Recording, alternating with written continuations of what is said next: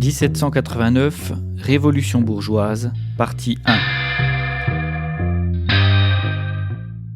Article de Laurent Léchine pour la propriété-d'usage.com.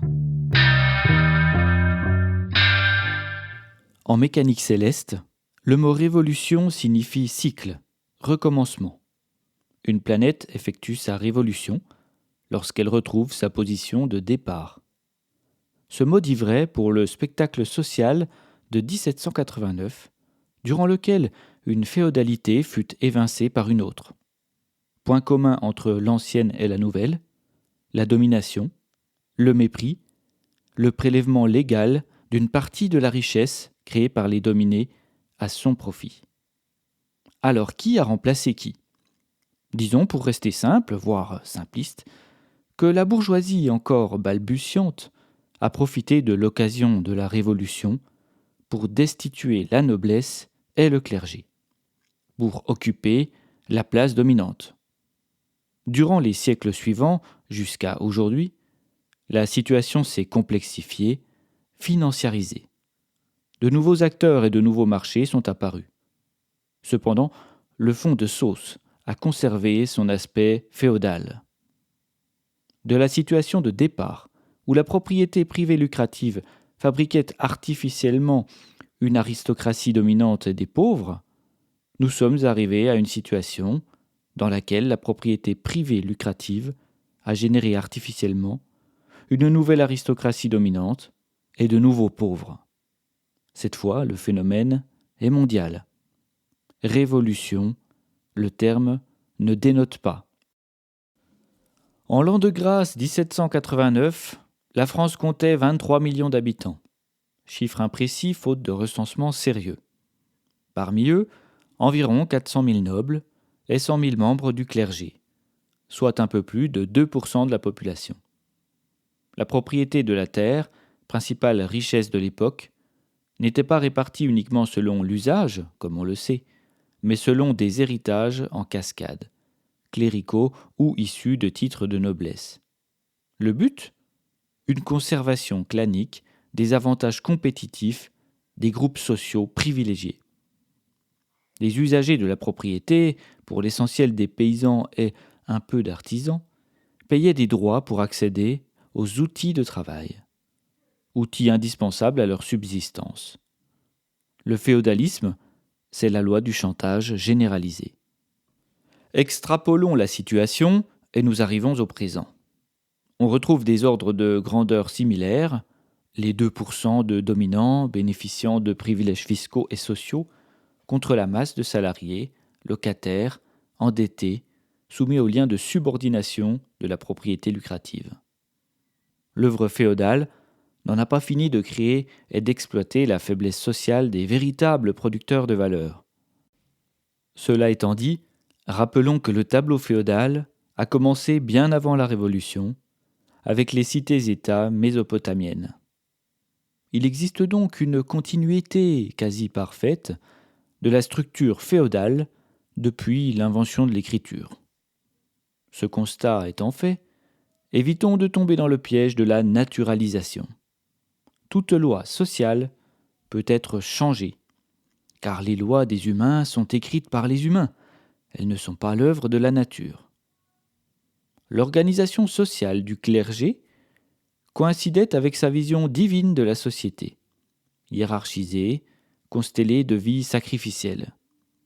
Pour atteindre la grâce et convaincre Saint Pierre d'ouvrir les portes du paradis, l'ordre clérical œuvrait au chevet d'une pauvreté artificielle, résultat d'une mauvaise répartition de la propriété que l'Église aurait pu tenter de bouleverser.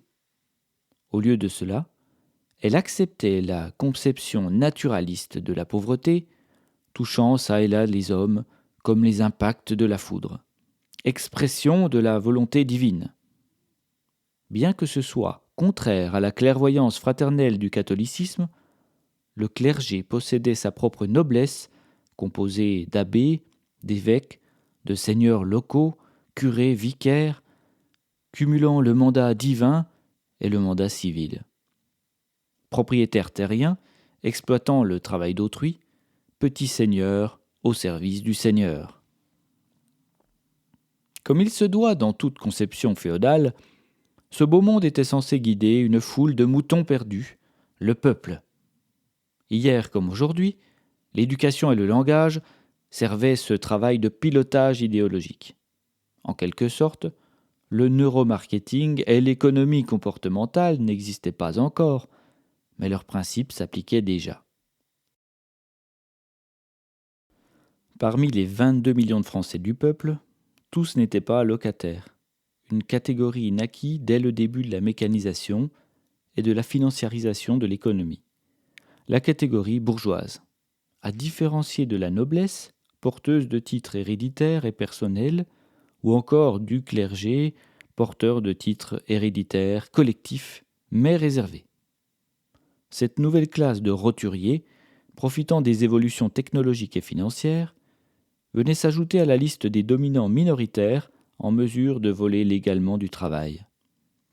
Grâce au phénomène d'accumulation, son influence grandit rapidement.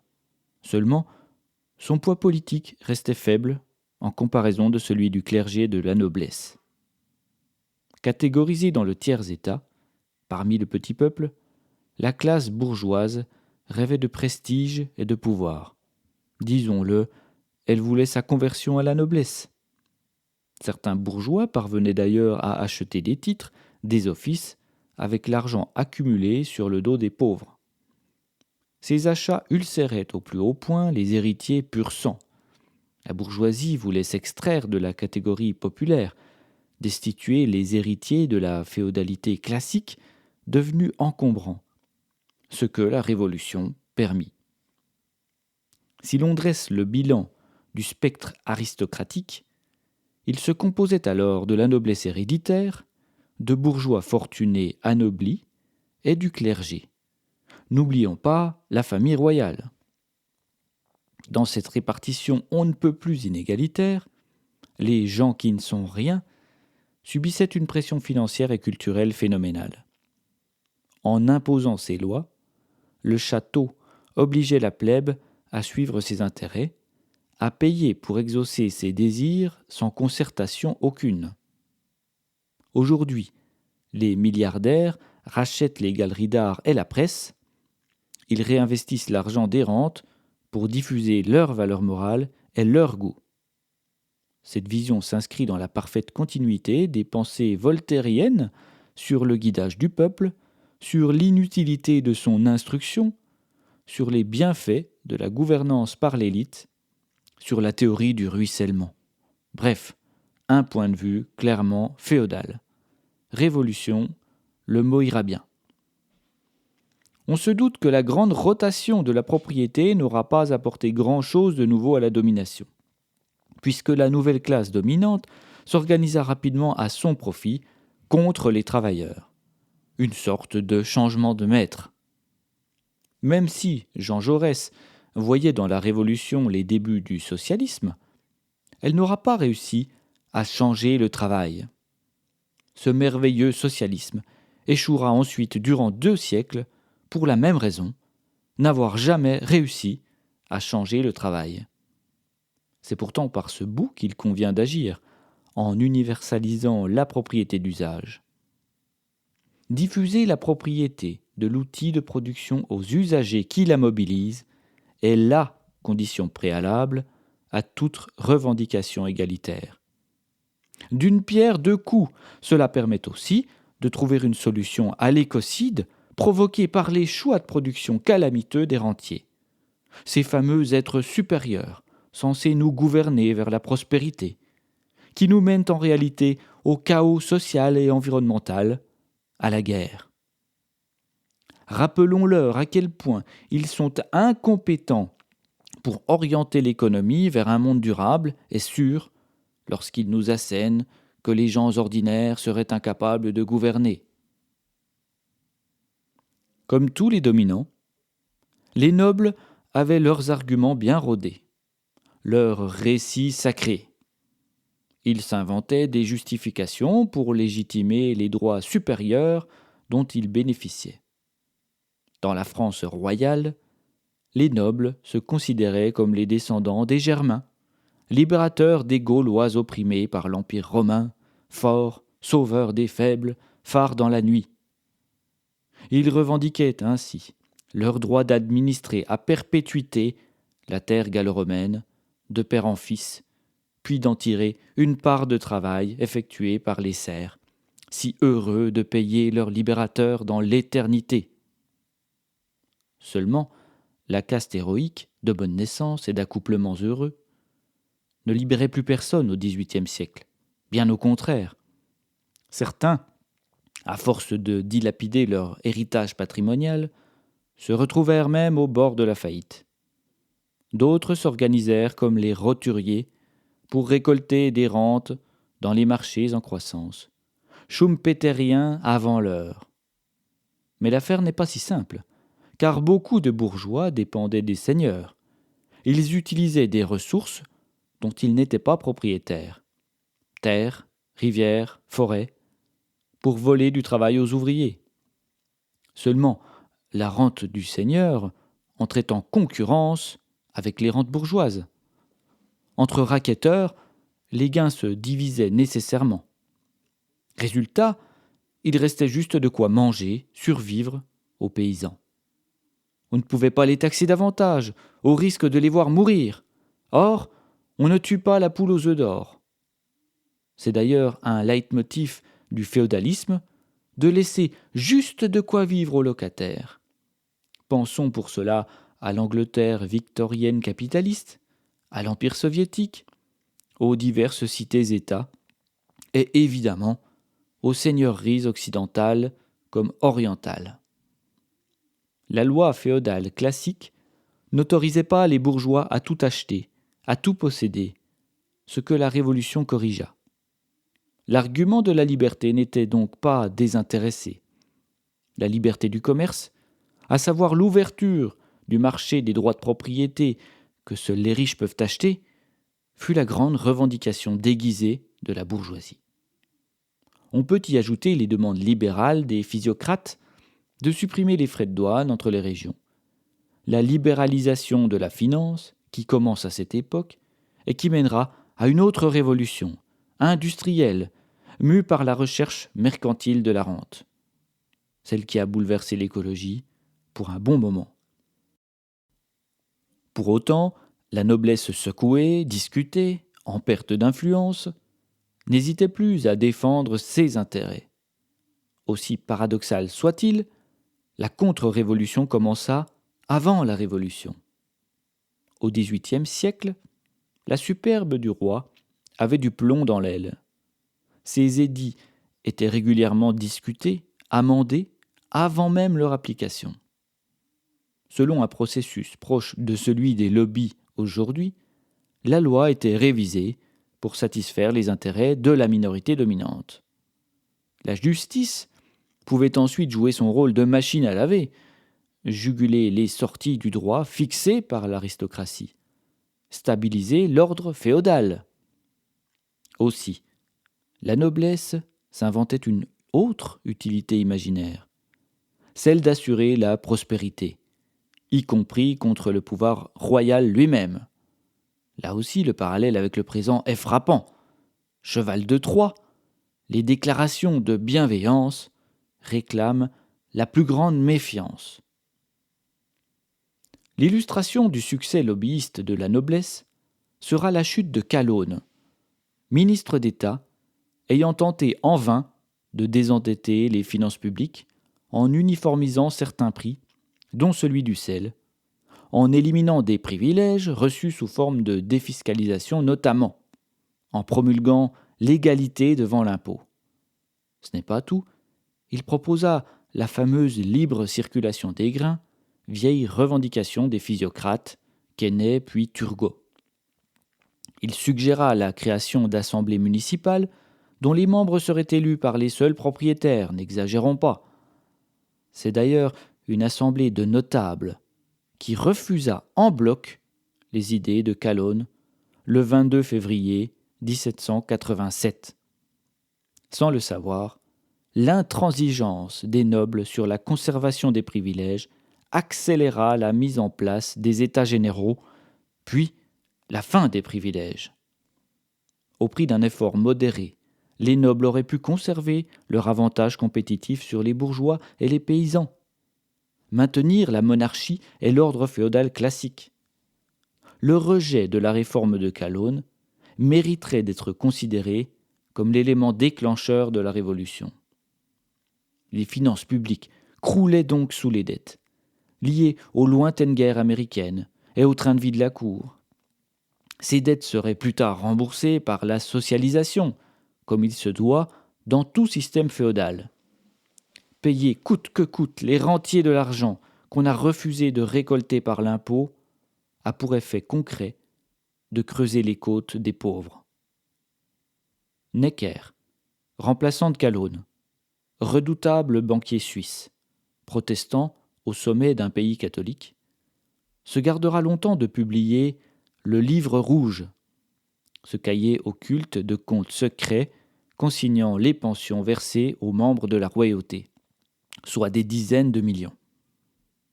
Les bourgeois, dont Mirabeau, affirmèrent avec intérêt que le déficit en tant que trésor national devait trouver une issue décidée par toute la nation. Sous-entendu, la dépense publique ne devrait plus passer par le roi, mais par la bourgeoisie, qui socialiserait sur le dos des pauvres. C'est aujourd'hui la manière dont on gère l'argent public. Refus de collecter l'impôt là où il y a de l'argent, exonération pour les dominants, passage par le crédit lucratif pour combler ce manque, donc paiement d'intérêts, orientation des subventions vers les grandes entreprises qui nourrissent leurs actionnaires oisifs, internationaux, qui défiscalisent, sans oublier les fonctions régaliennes nécessaires à rendre l'armée des travailleurs opérationnelle.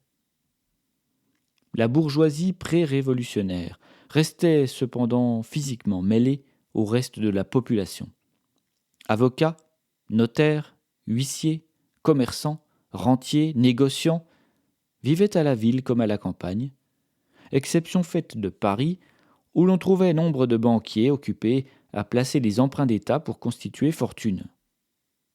Ce mélange de population est une des raisons qui explique pourquoi la bourgeoisie a réussi à tirer un si grand profit de la Révolution.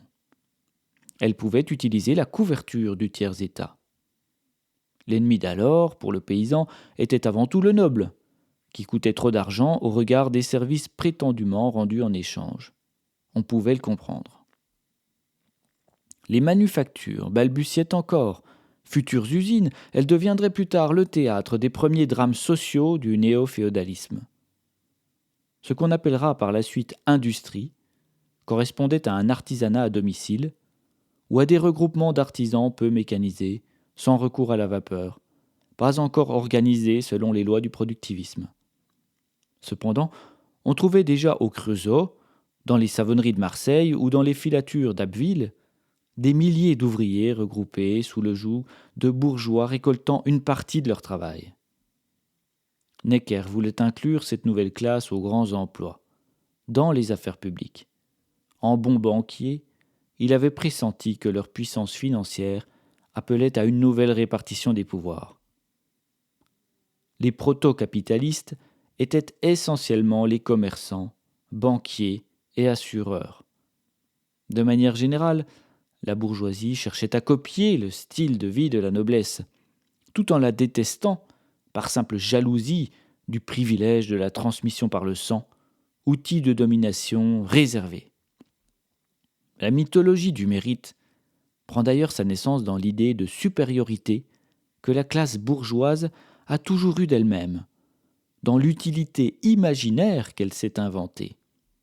On y retrouve le mépris des gens utiles, modestes, une aversion bourdieusienne pour les véritables producteurs de valeur. Le mépris de ceux qui constituent les fortunes en subventionnant la paresse de la classe dominante. Parce que la bourgeoisie se découvrait la mission de gouverner, le 17 juin 1789, le tiers-État s'autoproclamera Assemblée nationale.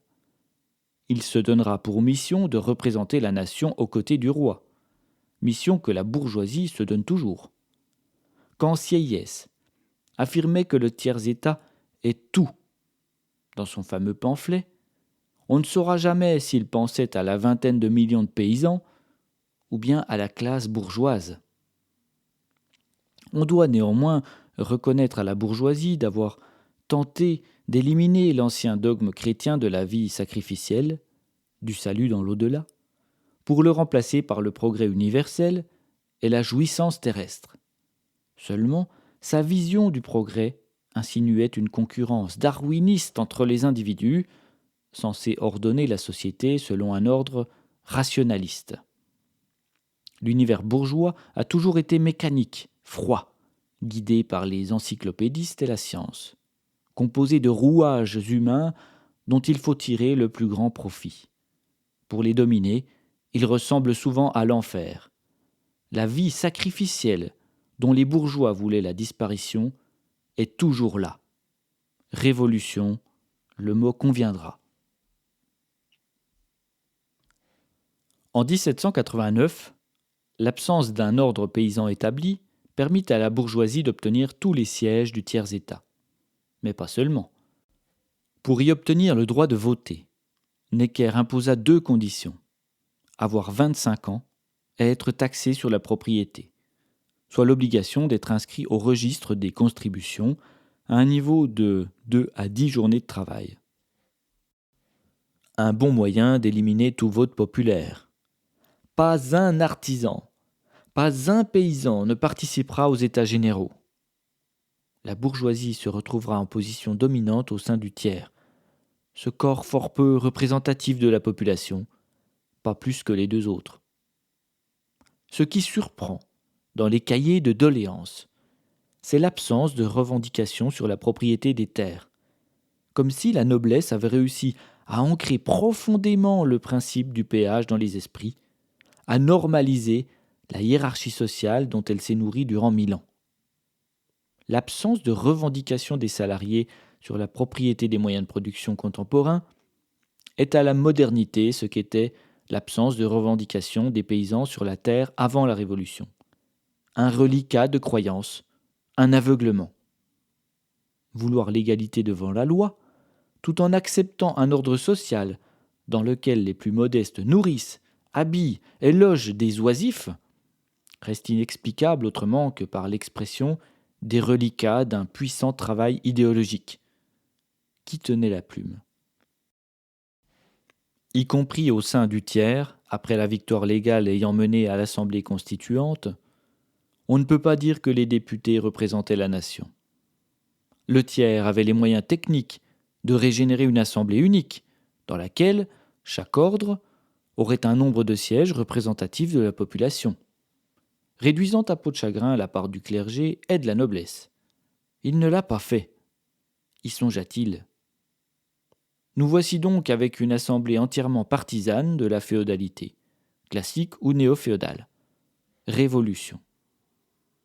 Malgré la tentative de répression fomentée par le roi, destinée probablement à étouffer les ambitions bourgeoises contre l'aristocratie, le néo-féodalisme avait gagné, parce qu'il proposait une illusion de vent nouveau. Il gagne toujours. La guerre civile fut peut-être évitée par le talent des bourgeois d'avoir su trouver dans le peuple un allié contre la noblesse. Peuple qui paierait plus tard, qui payait déjà. L'inflation n'aida pas à calmer la colère des masses. L'augmentation du prix du pain dépassant de loin la hausse des salaires, combinons à cela les soupçons de complot de la noblesse, sa potentielle demande de troupes étrangères pour rétablir l'ordre, et vous obtenez une poudrière.